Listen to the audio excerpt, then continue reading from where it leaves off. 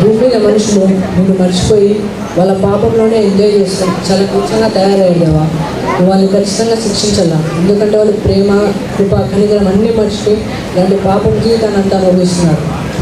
కానీ దేవా, వాళ్ళని నీ స్వరూపం మందు నీ పోలిక చొప్పున నీ రాజ్యంలో ఉంటూ వాళ్ళని సృష్టించావు కదా, కనుక వాళ్ళకి ఒక అవకాశం ఇస్తుంది.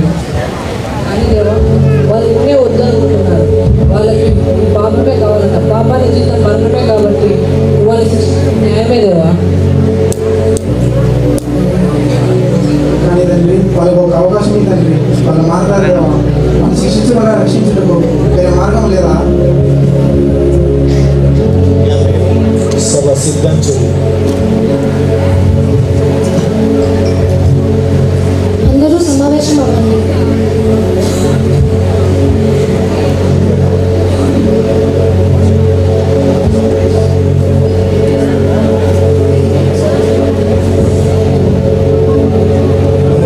మనుషుల పాపాలు క్షమించబడాలంటే ఒక పరిశుద్ధుడు వారి స్థానంలో వారి కోసం మరణించాలి.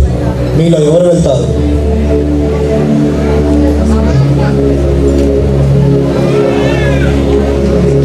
వారి కోసం నేను శిక్షణ తీసుకుంటాను తండ్రి. దానికోసం నువ్వు నీ సింహాసనాన్ని, నీ అధికారాన్ని విడిచి మానవుడిగా జన్మించాలి. అయినా పర్లేదు తండ్రి, నేను కూడా వారిని ఎంతగానో ప్రేమించాను. వారి కోసం నా సమస్తాన్ని వదులుకోవడానికైనా సిద్ధమే.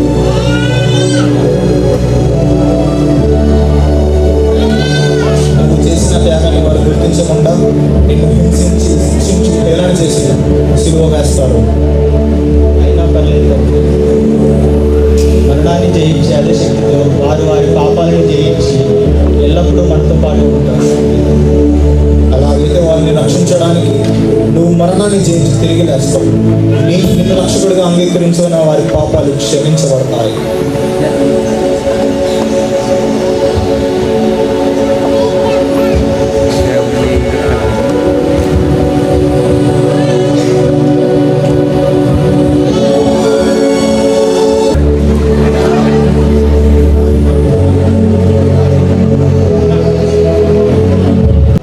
మరియాను కన్య యొద్దకు ప్రభుదూత వచ్చి,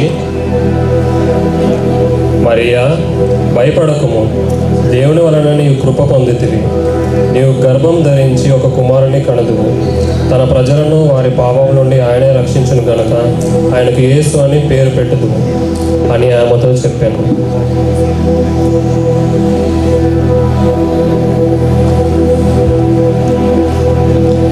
మరియా యోసేపుతో ఏకం కాక మునుపే పరిశుద్ధాత్మ వలన గర్భవతి అయినందున యోసేపు ఆమెను రహస్యంగా విడనాడుటకు ఆలోచిస్తూ ఉన్నప్పుడు ప్రభుదూత ఆయనతో, దావీదు కుమారా, నీ భార్య గర్భధారణ పరిశుద్ధాత్మ మూలంగా కలిగినదే గాని వేరే ఏ తప్పు వలన కలుగలేదు గనుక ఆమెను స్వీకరించుటకు భయపడకము అని చెప్పాను.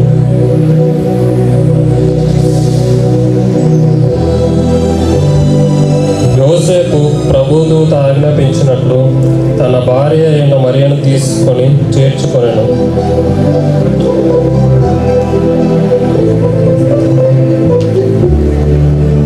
యోసేపు తన భార్య అయిన మరియను తీసుకొని తన సొంత ఊరైన బెత్లెహేమునకు ప్రయాణమయ్యెను.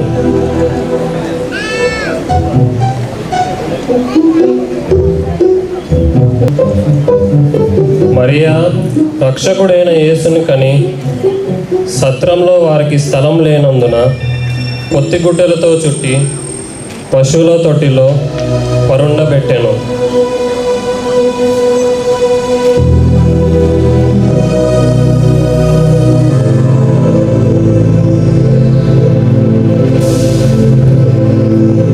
ఆ దేశంలో కొందరు గొర్రెల కాపర్లు రాత్రి వేళ తమ మందను కాచుకొనుచుండగా ప్రభుదూత వారి యొద్దకు వచ్చి, భయపడుకుడి, ప్రజలందరికీ కలగబో మహా సంతోషకరమైన శుభవార్త మీకు చెప్పుచున్నాను. దావీదు పట్టణమందు నేడు రక్షకుడు మీ కొరకు పుట్టి ఉన్నాడు. ఈయనే ప్రభు అయిన యేసుక్రీస్తు. దానికి గుర్తు ఒక శిశువు పొత్తిపటలతో చుట్టి ఒక తొట్టిల్లో పండుకొని ఉన్నట్టు మీరు చూచెదరు అని వారితో చెప్పాను.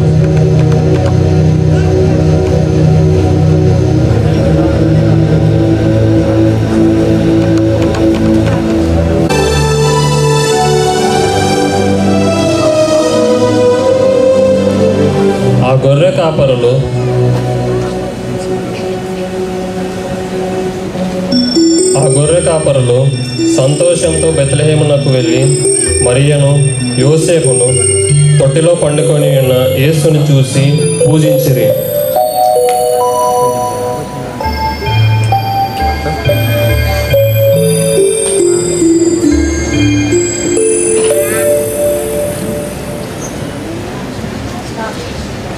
యేసు పుట్టినప్పుడు ఆకాశంలో ఒక నక్షత్రం ప్రకాశించెను.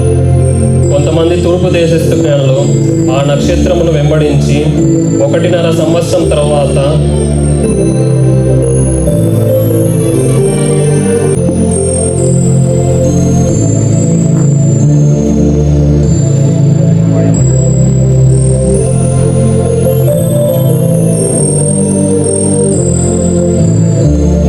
యేసు ఉన్న ఇంటిలోనికి వచ్చి బహుమతులిచ్చి ఆయనను పూజించిరి.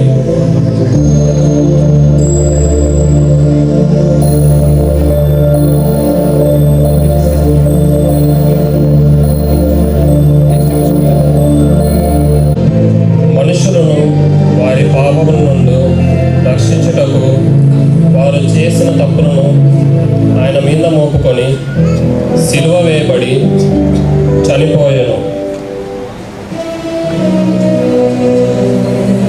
తరువాత సమాధి చేయబడి 3 రోజుల తరువాత మరణమును జయించి తిరిగి లేచెను. బైబిల్ ఇలా చెప్తుంది, యేసు ప్రభువుని నీ నోటితో ఒప్పుకొని దేవుడు ఆయనను మరణం నుండి లేపాడని నీ హృదయంలో నమ్మితే నీకు రక్షణ కలుగుతుంది. పాపం నుండి, నరకం నుండి రక్షణ కలుగుతుంది. అప్పుడే మన హృదయంలో నిజమైన క్రిస్మస్ మొదలవుతుంది.